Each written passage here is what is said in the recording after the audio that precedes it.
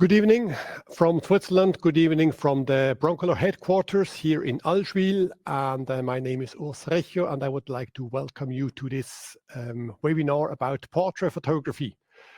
About today's concept, it's slightly different than earlier webinars we did on portrait photography because the missing part is the model. So I have a selection of light shapers here, from strip light shaped softboxes to octagonal softboxes, light pipe, para. As well, we'll talk about portrait photography with very basic equipment such as normal reflector and even portraits without any light shapers at all, with bare bulbs, how we can use them in the studio. And I will show you how the setup is made using the different light shapes, and I will show you final photographs that have been taken with this specific technique. What we discovered already this morning during the first webinar is that sometimes the pictures I'm going to show you, we defined here the second laptop as a camera that I can switch forward and backward quite fast, but the result is that the pictures look a little bit hard. So just imagine that the contrast is somewhat softer in the photographs that I will show you. Right, okay. In the middle of the session, somewhere about 25 minutes from now, I will check the window if there are any questions. So please just use the chat window on the right side of the screen to enter your questions. My colleagues that are just next room will filter the questions and pass it on to me. Regarding the questions, the rules are very simple. Please ask Broncolor-related questions, and it would be appreciated if these questions were on portrait lighting, of course. But we are not talking about possible future developments of Broncolor, and we are as well not comparing Broncolor with any other brand in the market. These are the rules. Right, okay. So let's get started. Okay, I'm just activating here the filter that I only get the questions. Right, I would like to start talking about a special softbox, which is actually the Octabox. I have here the smaller of the two. So we have two Octaboxes. Actually, they have more or less the same depth, but they have obviously a different diameter. This is the small one of the two with a diameter of 75 centimeters. The other one would have just double the diameter, so 1.50 meters, 150 centimeters. Double the diameter makes about 4 times the surface, and this means that the larger octagonal softbox would be about 4 times softer because we spread the light energy on a surface which is 4 times bigger. Now, how do I personally use these? Most of the time I use the octagon boxes from above the model, but not in this way. Let's say if I'm the model, I'm not just sitting below, okay? Because let's say if I would like to work with a soft light means that the softbox has to be relatively close. If we put it far away, even a softbox turns into a hard box, so it has to be relatively close. And if I have here a very short distance, then down here I have just a very, very quick light fall off. Okay, so even not enough light to recycle and so on. So that's why I rather move the softbox or the Octabox in this situation in front of the model. So if you look at the set from the side, it would be this situation. So the model is not here below, but the model is behind, and the octagonal softbox is somewhat in front of it. And with this, I can compensate for the short distance. So let's say my front head is on one side, it's closer to the softbox, but it's kind of already out of the light angle of the softbox. So like this, I can compensate for it. Right. So when do I use the small one and when do I use the big one? There, it depends if I want to create some shine on the skin or on wet skin when I shoot a portrait with water, for example. When I would like to have a more aggressive light, I'd rather go for the small one. If I really want to go for a very soft illumination, obviously I take the bigger Octa box, but in both situations, I place them most of the time in front of the model. So let's have a look at some of the photographs, like this black and white shot of Kim. This is obviously with the small softbox. I zoom in the eyes once in a while. Right, okay. So what you see here is actually this small octagonal softbox, and you see the reflection in her eyes quite nicely because the light chamber is in front of the model. This means as well that the light infiltrates the entire set, so I don't really need additional fill-in lights. All this is done with just a single softbox, and it helps me here to illustrate or to support the wet look of this portrait, because it's a relatively hard light. On the other side, we have the same position of the light, but now with a larger softbox. So if you compare it, it's just softer. It's less aggressive. It creates less shine on the skin. You see this here on the shoulders. You see it on the nose, on the back of the nose. Here it's just everything matter. So in a way, that's what I explained before, it's less aggressive. Okay, so it depends a little bit if you want to show the quality of the skin, the texture of the skin, if you want to show that the skin is shiny a little bit. If you want to show this, you go for the small one. If you rather have problems, let's say with makeup is not sufficient, is not matte enough, or the skin is a little, I don't know, wrinkly, whatever, you rather go for the softer solution, which is the 150. Right. Then, of course, a typical implementation would be as well such a portrait, completely wet, and of course here to make the water clearly visible with lots of reflections. And this, of course, as well goes best with a small softbox. Then there is one technique to work with the large octagonal softboxes, but really on top of the model. You see this here very nicely, that actually here we have a lot of light on the hair. If we go back to, for example, this photograph, you can see that actually up here there's almost no hair light, so there's no light behind the model because the entire softbox is in front of her. But here we clearly have a hair light. So this means that the softbox is actually above the model. I would definitely recommend that you take the big one for this, because the small one right above the model just creates very, very deep shadows. But then I think it's important that we fill in a little bit. And in this situation, having here a very large softbox, I can actually work with quite aggressive fill-in lights. So I don't have to set up here something diffused white like a cardboard or a piece of paper, whatever, but I can actually work with mirrors. I always use these kind of like flexible mirrors that are reflecting, obviously here, the softbox. And most of the time I just ask an assistant to hold it. And if they have a close look at the model's face, they can as well focus or defocus a little bit to create more or less fill-in light. You can see this in my portrait very nicely. If we zoom in, yep, here, and then I zoom in.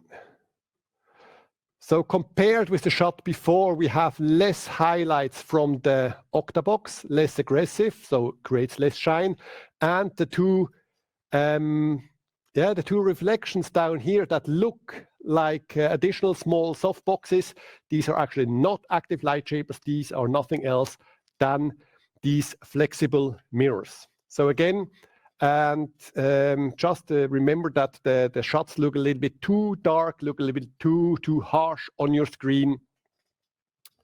If you would like to see the originals, there are two ways. Either you go to the Broncolor website, you go to the Learn section. A lot of these portraits are documented as how-to examples, either as how to shoot this photograph with a little text and a drawing of the setup, or maybe some of them are as well explained in a how-to video that we produced together with my dear colleague Carl Taylor. Right. Okay, anything else I have to show about the octaboxes? Let me check. Oh yeah, right. So why, what's the additional advantage of working with octagonal softboxes against rectangular or square softboxes? It's the quality of the shadows. So in this setup, we are actually not using flash, we are using continuous light, LED f160, and the final result looks like this. Obviously, the model has different clothing on, but the setup is exactly the same. And you can see here that we have dominant shadows on this backdrop, on this background. And if you work with these dominant shadows, this could be if you see the shadows of the model on the background, or let's say if you have more like a three-dimensional set, let's say a business portrait, where a man has, let's say, a shirt with a color, more a three-dimensional set that creates shadows here. And this situation, me personally, I would go for octagonal softboxes because the shadows are more even, they are more pleasing. While with rectangular softboxes, or especially with strip light shaped softboxes, you can get sometimes a little bit strange shadows. So that's more or less how I make up my mind if I take something rectangular. They have advantages as well, but they just have the nicer shadows. A different set is as well with the same model is here. So the behind the scenes small octagonal softboxes, just giving some extra punch to the boring covered sky in Basel. As well, continuous light to give an extra punch. Here we have the LED on 4000 Kelvin, just to make everything a little bit more warmer. And then the little light just next to my head is just open reflector. And the open reflector creates these little points in her eyes, just as a fill-in light. So in the end, small octagonal softbox as a main light, and the little point in the eyes comes from the open reflector just next to me. Right. Okay. So far about octagonal softboxes. Let's put this one away quickly.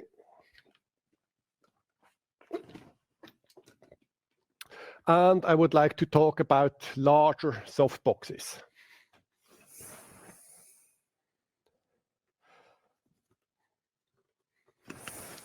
So here I have a 90 by 120.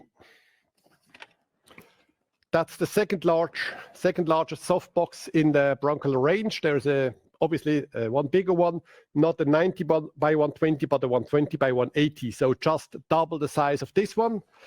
But it would, let's say, cover the entire set here.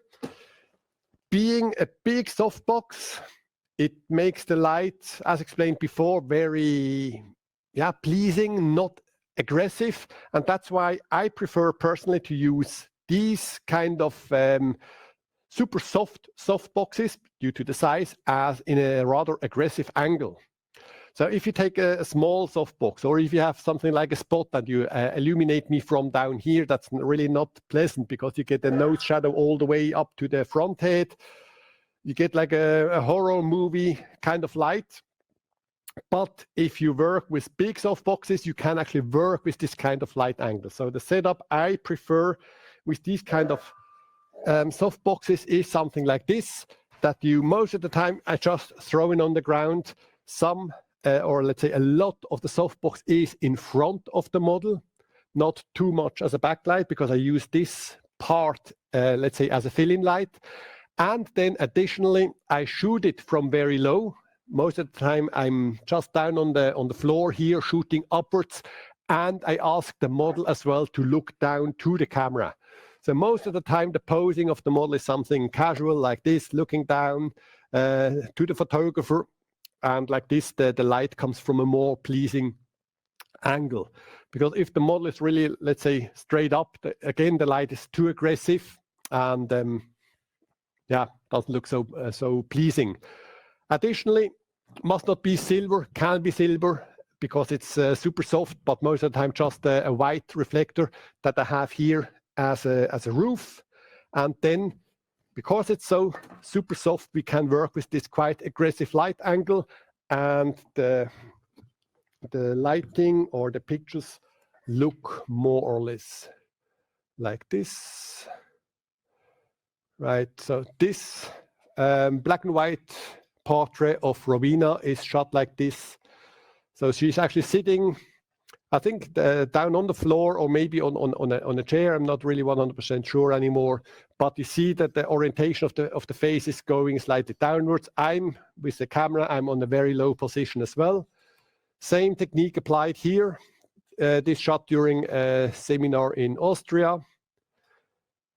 What's actually quite interesting here is that the soft, to have the softbox in a soft position, it has to be very, very close.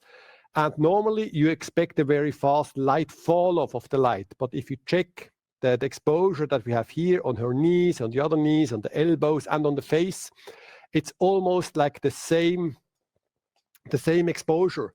I just would like to point this out quickly to illustrate that we don't have to be afraid that having a model close to a soft light creates a crazy light fall off.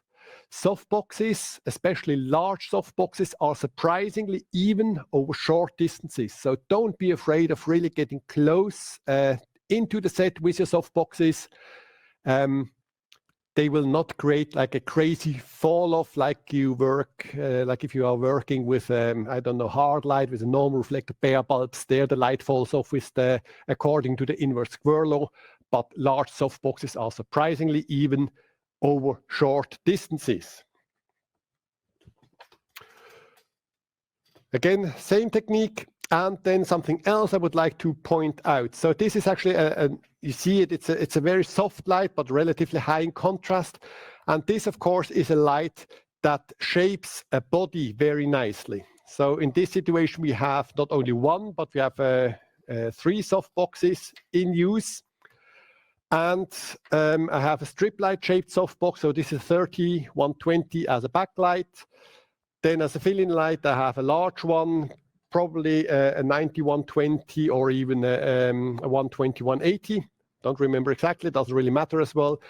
Important is here that this light, the main light, which has most of the time the highest power, that we use grids on this. Otherwise, this light number 2 already fires too much and in an uncontrolled way to my background. So grids ensure that I can direct the light a little bit in my studio.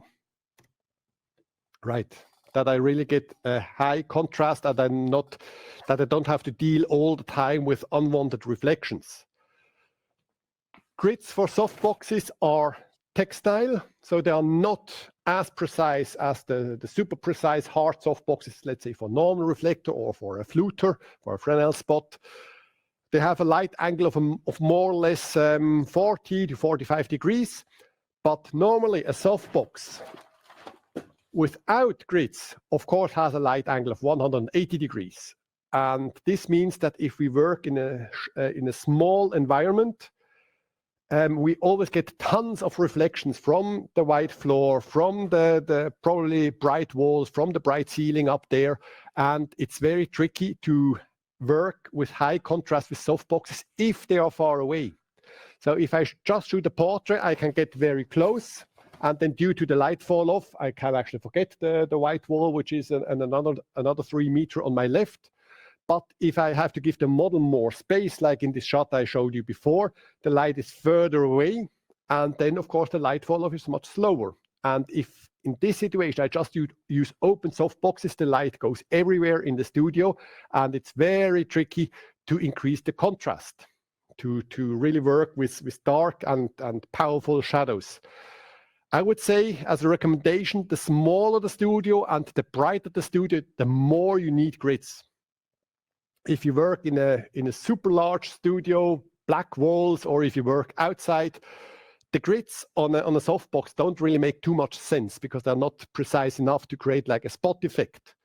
But in portrait photography or in fashion photography, in smaller studios, they are essential to create crispy lights to create a high shadow contrast. Right, okay. So don't underestimate the power of textile grids for your softboxes, like in this shot, what I just showed you here. Right. Good, we have just been here with this strip light shaped softbox, 30 by 120 centimeters. Now I can take the grids off, put them away, right? Okay, and now we have quite an aggressive light shaper. The hardness or the softness of a light shaper depends on the size of it. Does not really depend if it's diffused or not. Diffusion does not really make the light softer. Diffusion just increases the light angle, lowers the contrast if you have a reflective environment, but the light is not, must not be softer. Like in this situation, we have 30 centimeters horizontally, and this is more or less the size of a normal reflector of a P70. So horizontally, this light is as hard as a P70. It just, it's like several times. But this means that even if we have a diffused light, it can be hard, okay? And I use these for rather powerful portraits, and as well if I want to create reflections in the eyes. Because let's say if you have the same exposure on a portrait, the light energy is on the big softbox, the light energy is spread to a much bigger area. So the light source itself, the light source is the front diffuser. It's not the flash tube or the lampade or whatever. The light source is the front diffuser. And if you have 100 joules here, these 100 joules illuminate quite a big area. Here, the same 100 joules are concentrated on a smaller area, which means in this situation, the same 100 joules make the front diffuser brighter, and this results in more dominant reflections and brighter highlights in the eyes.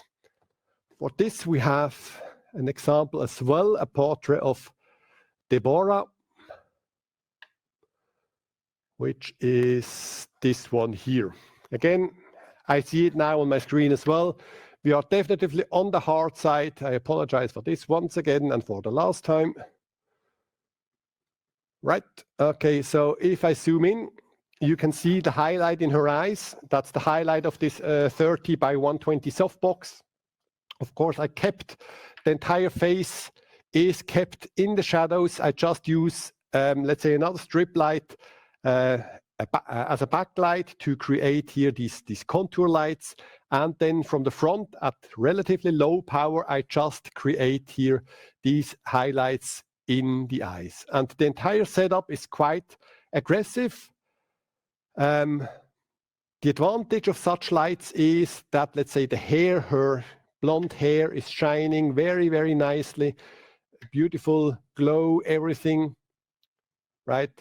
Okay, so if you have such a beautiful skin like hers, of course, I would like to show this. You can't do this with every face, but with hers, it definitely works perfect. So generally, the smaller the softbox, the more aggressive the reflections are. So the more they create shine on the skin, more dominant highlights in the eyes.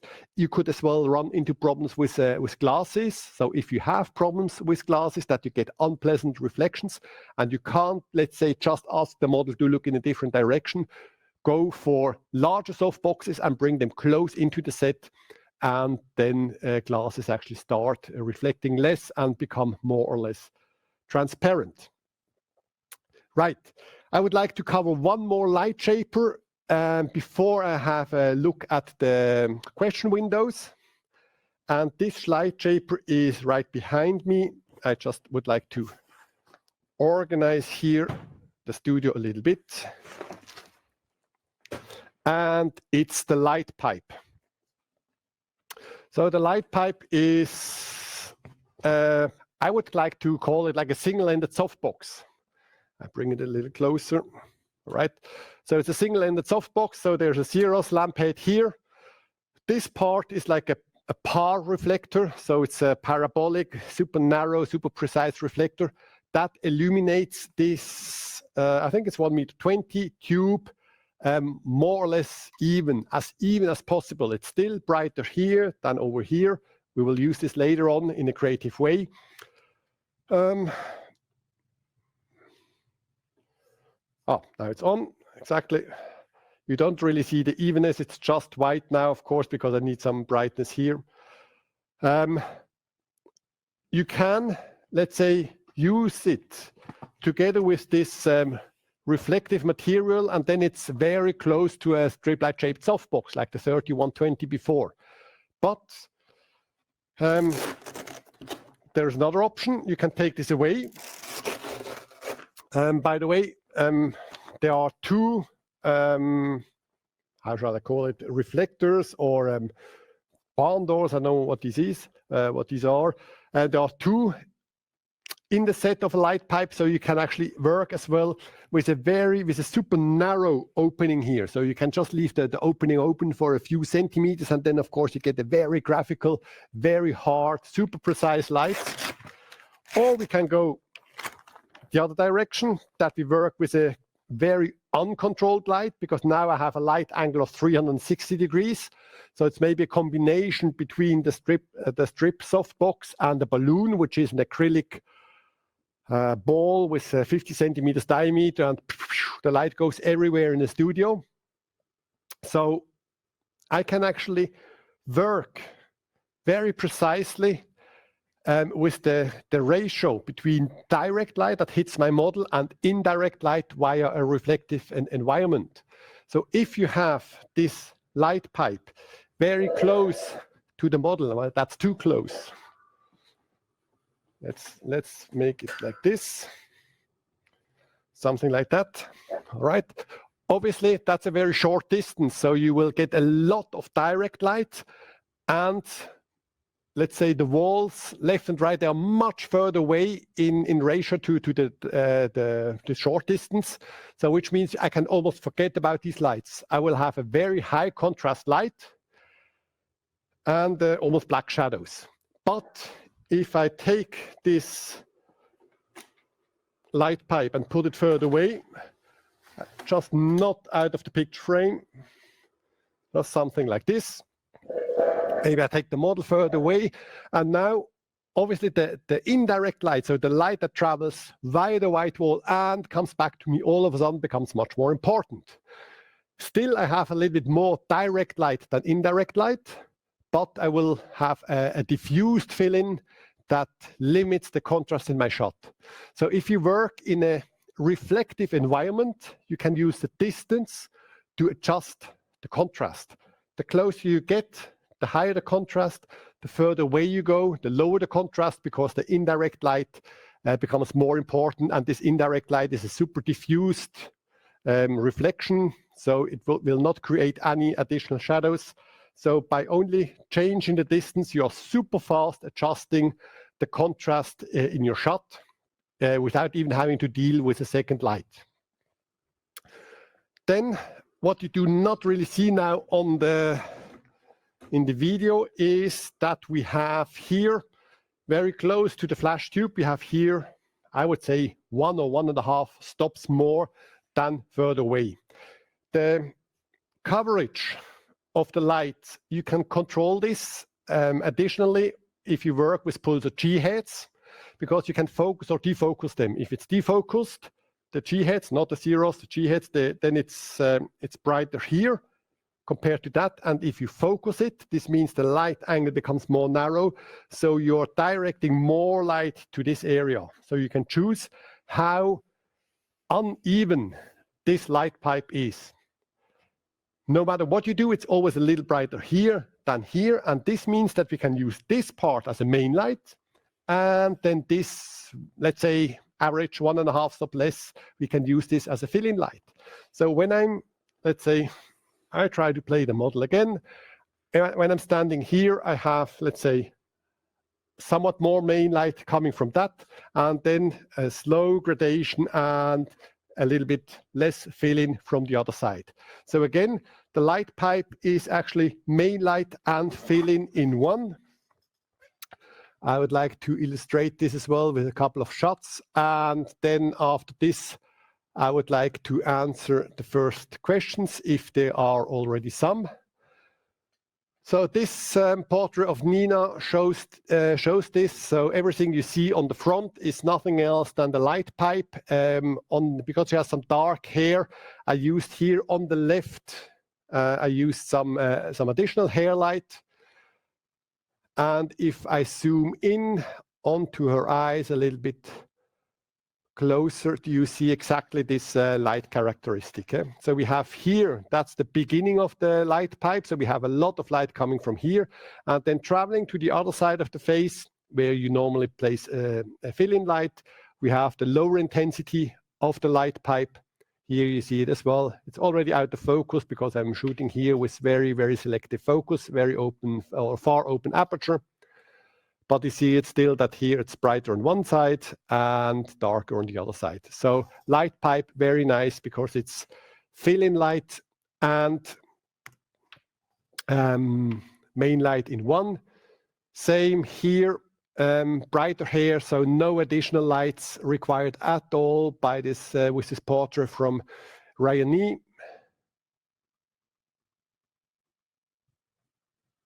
All right.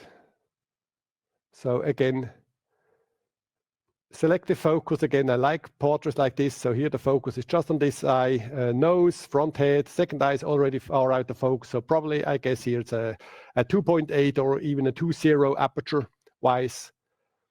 So very selective focus, but just one light. So main light and fill-in light, all coming from the light pipe. Right, so let me check. On the questions, there's already one. Now there's just a second one. So let me read the first question. I'm always curious about the optimal setting on camera to work with light. Can Ramon touch on this for a bit? Okay, Ramon is not here, but I can do it if this is okay. The optimal setting on the camera to work with light. Difficult question. Oops. Actually, a very simple question. The camera just records what you do with your lighting, okay? So the camera is not creative in a way. Maybe the creative thing on the camera is the aperture. Like I've just mentioned it right now. You choose if your portrait should be razor sharp from, I don't know, from the body to the nose tip, or if you want a super selective focus. So the aperture, yes, is, let's say, in a way, creative. So that's what I said first. I decide if I go for an aperture 2.0 or maybe an 11. And then what's very important is that the position of the light shaper is actually given. So a softbox is not always a softbox. We will see this right after this, that we can use a softbox as a hard box. So the aperture is, let's say, like a given a value that I choose. It's a creative decision. So is as well the position of the light source. I can't, let's say, move the light sources around in the studio without changing it. So let's say I go for a very short distance and I choose an open aperture on the camera. And in this situation, of course, this means that I have to go very low with the power. But the power of a flash, let's say if it's a Xerox or a Scoro or a Satos or whatever, is not creative.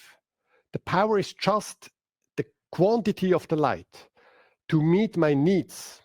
That's why our, let's say the Satos power pack, they have 11 f-stops of power range. A Xerox has up to 8 f-stops of power range just for this, that I can have a light far away and still have enough light, or I can go very, very close with the light and open the aperture so that all the creative parameters like position of the light and aperture on the camera can be chosen freely. And then I just press buttons until I have the right amount of light. Okay. So as I said, the camera, when I travel, when I do seminars, I don't really care what kind of camera I get. The only thing I do, I put it on M, and then I want to choose freely and manually an aperture, and a shutter speed. That's all I want from a camera. Of course, I want it to be sharp, and so on and so on. But the camera does not make a picture better. But if you have a beautiful picture with beautiful lighting, then it makes sense that you have a reasonable camera that records it. But if you don't work properly with your lights, you can have the best camera in the world. Doesn't make anything any better. Right. Second question from Gad. I am making a mistake by using only a Para 133 on the Pulsar G for portraits and another light, or should I always use a second light or a Pico for the background or hair?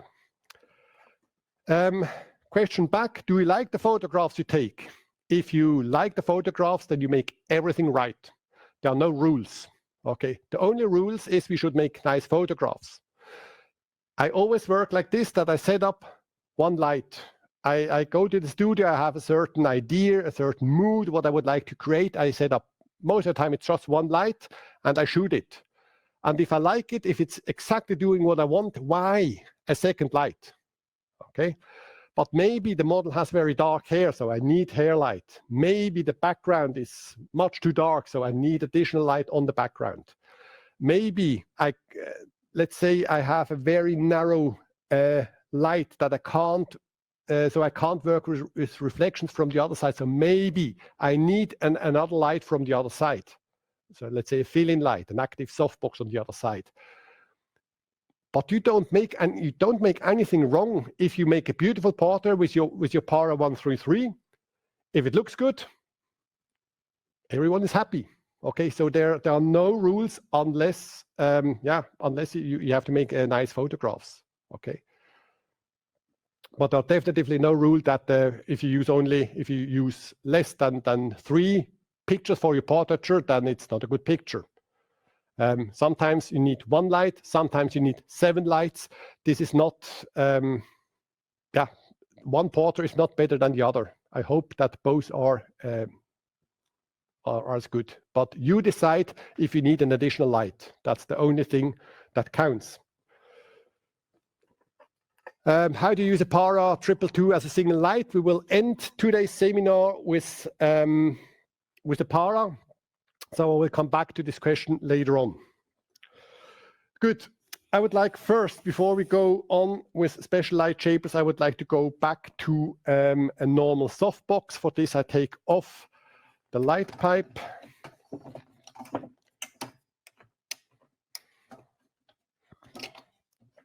By the way, what I forget to mention, I only talked about the light characteristic, but of course the handling for the light pipe is as well unique.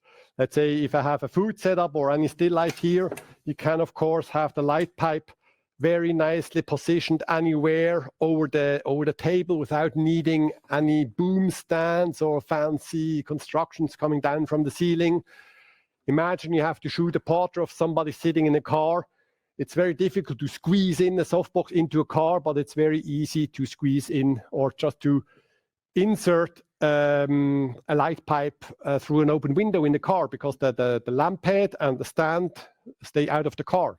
Okay, so if you need light in very narrow spaces, light pipe could as well solve a lot of problems. And it has a nice and very flexible light characteristic. So we talked about all different kinds of soft boxes. Now we go to an average one, 60 by 100. Not super small, not one of the biggest ones, just a nice average softbox. And with this one, I would like to explain how you can actually create beautiful but hard beauty shots. If I have a nice face, I would like to shape this face. And let's say, how can I do this? It would be nice, let's say, if I show like both sides of the face, have a little bit like darker area, kind of like a shadow. So I would like to have like dark areas or shadows left and right of the face. And I would like to have a lot of gradations on the face, because gradations or different brightnesses are the parameters that shape a face. So one of my preferred portrait techniques. Those that have been attending lighting seminars with me know exactly what's coming now. It's one of my oldest portrait techniques, but I still love it. And it is about using the softbox not like that straight onto the model, but like that. So let's say my ear is behind the softbox already. So my left ear is actually behind the light, so it is in the dark. Then the light, or my face becomes brighter here in the center, and then it fades again away on the other side. So I have dark edges on both sides. I can fill these in. On one side here, I can have a flag reflecting some of the light to this area. On the other side, I can have just like a reflector, a white wall, whatever. So it's very easy to fill in according to your wishes. Again, there are no specific rules regarding the ratio between main light and fill-in light. But it's important that the softbox is relatively close. If it's too far away, you don't really get these gradations. And the important thing is, from the understanding of the lighting, is that when I look from here to the light, I don't see a large softbox. I just see a super narrow strip light. So that's the highlights I create, but not because I use a strip light, but because I angle a relatively large softbox away from the model's face, and now from my position, I only see a very narrow strip light. Let's have a look at some of the photographs that are shot with this technique.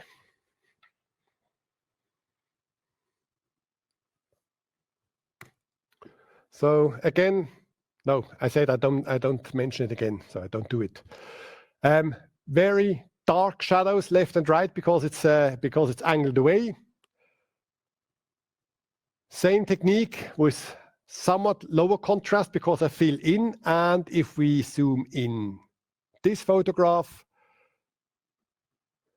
you can see the setup I explained before. So the first dominant highlight here on the right, that's actually the softbox angled away. And then the tiny light line just next to it, that's the fill-in light. That's a little white flag that reflects some light into this area, right? And then on the other side, so the shadow or the contrast on that side is adjusted by this white flag. It's a bigger white flag, so that's why the reflection is much less aggressive. So it's actually a one light setup only. I'm not 100% sure if I have additional light here on the background. Could be that it's just a white wall and I added some vignetting in post-production, or if the background is a little bit further away, is relatively dark, and I added this halo behind the model's head with a normal reflector and grids. This I don't really know. But it's definitely a light setup that works with one single light. Same here. This portrait of Laura, same story. Again, you see it in the highlights, in her eyes, the setup. So if I zoom in, you get a precise explanation of the setup, right? So again, regarding the question before, it doesn't matter if you set up one light, even if this one light is in a very, very strange angle, as long as the result makes sense, it's all good. Photography is much easier than many photographers think. There are too many questions about contrast and light angles and so on and so on. Just open your eyes, look at the photographs you create. If they look great, if they look exactly the way you want, if they represent your style, then all is good. Right, okay, so we've been talking about simple light shapers such as softboxes. There's something even more simple, and this is nothing, no light shaper, bare bulb, okay? Don't underestimate the creative potential of just a bare bulb. We can again play with the distance. If we have, obviously it's a very hard light, okay? So a very hard light and high contrast can be a little bit too aggressive. It looks like if you have a speed light on your camera, black environment, the famous, you know, if you shoot a wedding, 10 o'clock at night in a dark room, what can you do with your flashes? Indirect doesn't work, so you can just fire straight on. And this is not always the nicest look. But let's say if we work in a reflective environment, we can again adjust the contrast very precisely by just moving this bare bulb around. So we can leave, or we can allow some of the light, the modeling light went to sleep. We can allow some of the light hitting the model directly. If I take it further away, this means the contrast goes down because the importance of the direct light is less and the importance of the indirect light is getting more. So again, the distance is nothing else than the contrast in our shot. Or I can work like this so that the model is standing in the shadow of the lamphead, so there's no direct light hitting me. The entire studio is reached by a very hard light, but coming back to me is only the diffused reflections. Okay, let's have a look at some photographs that are shot with this technique. So we have this one here. It's actually out of camera like this. The model is just sitting in front of a poster of the moon. And I illuminated this studio in London indirectly. So yeah, for this kind of graphical effect works perfectly. Here as well, this is after a long shooting in Shenzhen, South China. Communication with me and the model was very, very tricky because my Chinese is 0 and her English was close to 0. So we couldn't really communicate. And this kind of diffused lights, they always work. No matter, I don't have to direct the model, like look to the right, head up, head down, whatever. It always works, it's always the same. So it's very easy if you have, let's say, this language barrier to talk to the model.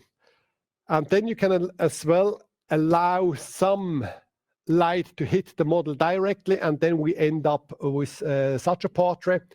You can see it that the bare bulb here hits the model directly. We get quite sharp shadows here in the background. Additionally, these shadows are relatively dark, and this indicates that I'm relatively close to the model with my bare bulb. Again, we zoom in on her eyes, and then I see that these highlights, they are very crispy. They bring the skin alive. So it's a super aggressive, super hard light, brings out the let's say here, the makeup on her eye, lashes and so on.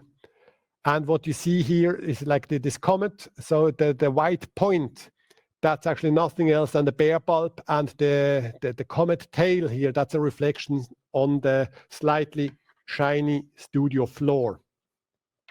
Okay, so these are bare bulb techniques. Most important parameter is the distance and of course the angle. If you allow a little bit of direct light to hit the model, or if you block it completely and only work with a diffused indirect light.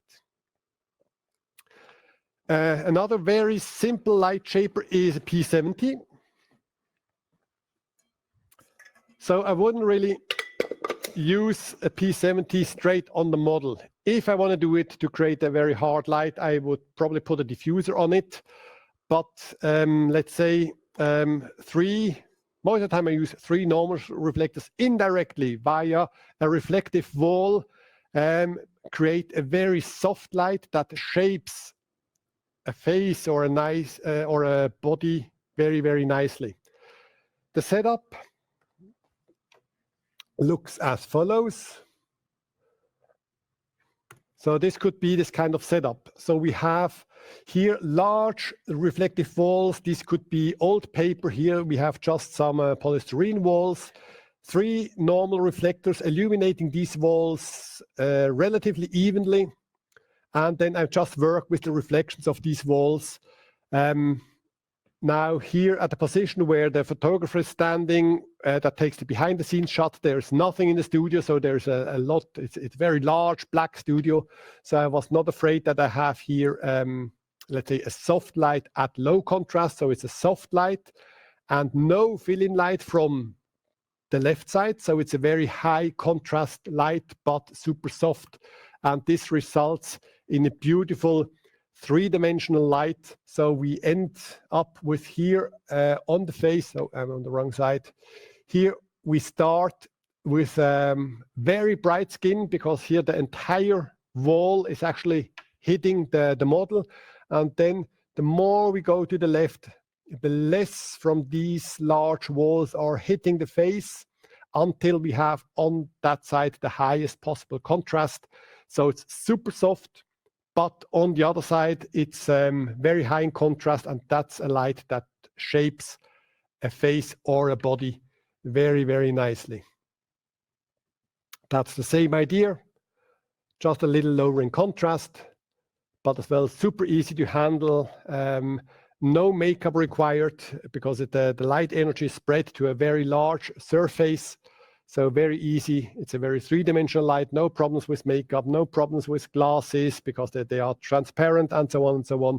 So it's really a setup that requires a few minutes to set up. You have to set up these walls and to illuminate it indirectly, but later on you have a very beautiful, very interesting light, and you can adjust as well. You can fine-tune as well the light later on by changing the power settings on the 3 lights, or as well with the camera position if you run around in this light. Okay, so the question before was about the Para already, and of course I can't make a portrait webinar without talking about the Para, so let's get the big baby in quickly. Here maybe I would like to mention that if you're interested to learn more about the Para, you should definitely go to the Broncolor website, you go to the Learn section, and you check out the how-to video that we produced together with Carl Taylor about the Para. It's like, I think it's the longest of all the how-to videos, lasting almost like 15 minutes, a quarter of an hour, but it explains very precisely how you can change the light characteristic with Para by focusing or defocusing, or as well changing the angle has a huge influence. I will just show you one light characteristic out of many, many different creative possibilities that offer the Para, and this is the Para for portrait when it's diffused. For this, I take a lamphead. Yeah, I take this one.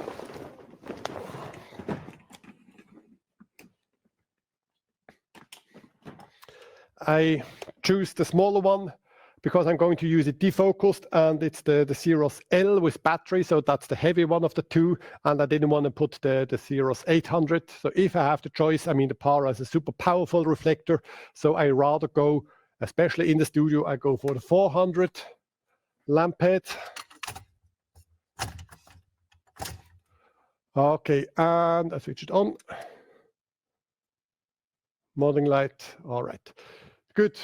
Now I need a lot of light here in the studio that you can see what I'm doing. What I'm going to do now, that you can see the illumination of the Para. I would like to, first of all, defocus it more precisely or entirely, something like this. And then I'm going to switch off the studio light that illuminates me, and I'm going to close the aperture of the video camera, that you can see a little bit what I'm doing. All right. And then I'm going a lot darker here.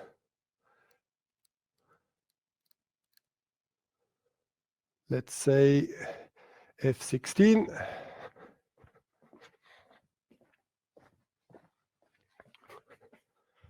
Take it down a little bit.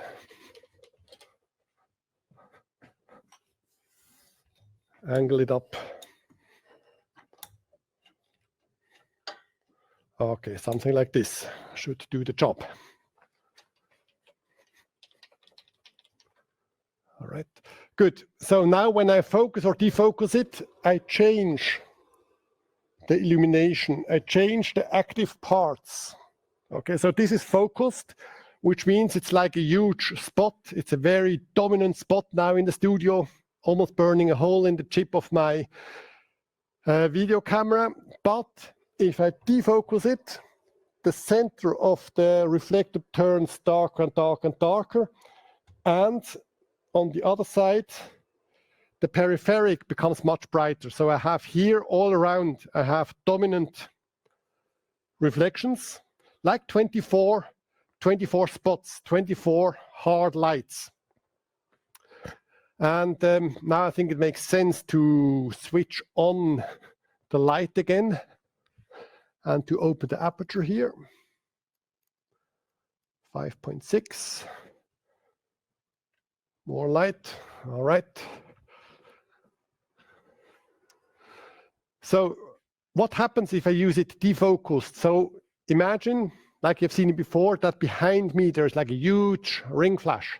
So there's a lot of light coming from the edges. There's almost no light coming from behind me. So number one, first of all, I don't create any shadow. There's no light behind me, so I don't create any shadow. The light that comes here from the right side, of course, hits the right side of the model and the center, but not the other side because it's a side light. So shadow on that side. Okay. What's coming from the left hits obviously the left side as well the center of the model, but not the other side. So all the 24 reflectors hit the center of the model, but on the edges or as well on the shoulders, I have a light fall of a natural light fall of at least one stop, because everything that's on the right, which is half the reflector, is not hitting the left and the other way around. So I have only half of the light here compared to the center, which must be at least a 1 f-stop fall of the light already. So this light automatically shapes a body or a face quite nicely. And especially when you shoot, let's say, white fashion, a white outfit on a white background, it guarantees that you have a perfect separation to the background. The only thing you have to take care of is that you have a correct exposure, let's say, in the center of the body. Let's say if we talk about white fashion on a white background, you make sure that here you get something like a 235 white value, whatever. The background is maybe slightly over 250, 252, 253. Doesn't show any details. Correct exposure here, and automatically you will get the fall off on both sides. Okay. As I said, this is just one out of many light characteristics from the Para, but it's the one I use in beauty or portrait photography most of the time, because I'm not going to, or almost never, use the Para focused on portrait. It's just, there are better solutions in my eyes. So how does this look? Para. All right. So I would like to have a look at this photograph. So again, I have to mention it once more. I'm sorry for this. So on my screen, the center here looks slightly over. It looks burnt. In the original shot, of course, it's not. But even when it's too bright here, you see that it separates perfectly to the background. So on the right, on the left, on the shoulders, so all around I have this perfect separation to the background. On a portrait, we get something like this. We get the slightly dark contours. We get here nice fall off on the shoulders. We get as well, oops, sorry. If I open it, I explained before that we have actually like 24 hard reflectors. So we get a lot of sparkling highlights in the lips. It's not like the boring highlight from a diffused light that just lowers the saturation of our photographs. It really brings the skin alive because it's like 24 hard lights in a soft setup. And the last thing I would like to let you see is the the same light, the same girl, but 14 years later, she looks like this. So this is for a portrait series, a personal work called Time Travel. I just wanted to show you this to show you a little bit. It's like a personal work, but it has nothing to do with the light. Both shots are taken with a para 222, completely defocused. Right. Okay, so this is what I prepared so far. I would like now to have a look at the question. What stand did you use for the para? I use for the para a mini flamingo stand. Very nice one, because it goes very, very high, even out of the picture frame. The light remains in the same light angle all the time. So if I take it down, the light angle is the same. Okay, and I don't have a stand here, so I can actually shoot in the center, behind or under the para, without hitting the light all the time. It's definitely not a stand you want to take on location, but in the studio, it's I use it on a daily basis almost. I really love this stand because you can change the height, you can go very high, you can go super low. Even if you change it, the light angle is always the same. You really just change the height. So it's called Mini Flamingo. Nice stand. What's your tips on para and the move unit in outdoor setting?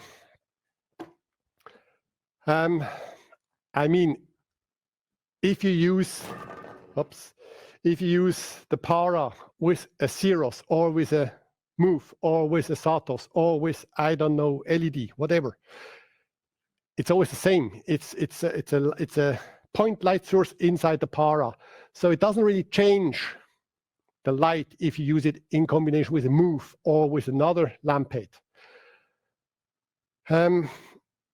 But the question is asked so openly that I can't answer it.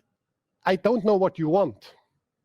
Do you want to have this three-dimensional lighting? Then you rather use it defocused. Do you want to have it? Do you want to illuminate a large area? Let's say you have 10 models. In this situation, you can't use it defocused because the light falls off much quicker. In this situation, you put the para 20 meters away and you focus it. So you have like a huge spot 20 meters away. But of course, this gives you a much larger area with an even aperture. The only thing I can say is that para outdoors is definitely a good choice because it's one of the most flexible light shapers there are, and it's the most powerful one. So if you have to compete against the sun, if you want to dominate the sun or even fill in the sun over, I don't know, 20, 30, 40 meters, that's the one. But I can't give you a tip how to use the para and the Move outdoors because I don't know what you want. I can tell you that the combination of the para, Move, and the mobilette inside the para is definitely a great outdoor set, but it's because it's so very flexible. But I can't tell you, oh, you have to put it at 5 meters average focus distance, and it will be perfect. Depends what you want, but you have the right tools to create all different light characteristics. Right. Okay. I just thought it's empty, but there's one more question about the paras. I have a para 133. Do you have any tips regarding that light shaper to help to operate on a C stand or regular stand? How do I make it easier to adjust? Yes, there I might have one. Okay, using only a para on a 133 on the full body is not a problem at all. No, I wouldn't use a bigger para. Okay, that's a good question, by the way. It's a misunderstanding that for a big setup, you need a big para. The smaller paras, we have two small ones, the 88 and the 133. The smaller paras, they would be too aggressive if we had the same reflective materials like the big ones, big ones are the 222, like this one, and the 177. If you shrink a light source, this makes the light source more aggressive. And if we have still the super shiny reflective material on a small para, it would just be too aggressive. So that's why we compensate this a little bit by having a reflector material on the smaller paras, like your 133, that shows somewhat more texture. So the light is never that focused. The light is spread more evenly on your set. So it's even, I would say that it's even maybe an advantage of having the 133 on a full body shot, or for sure it's not a disadvantage.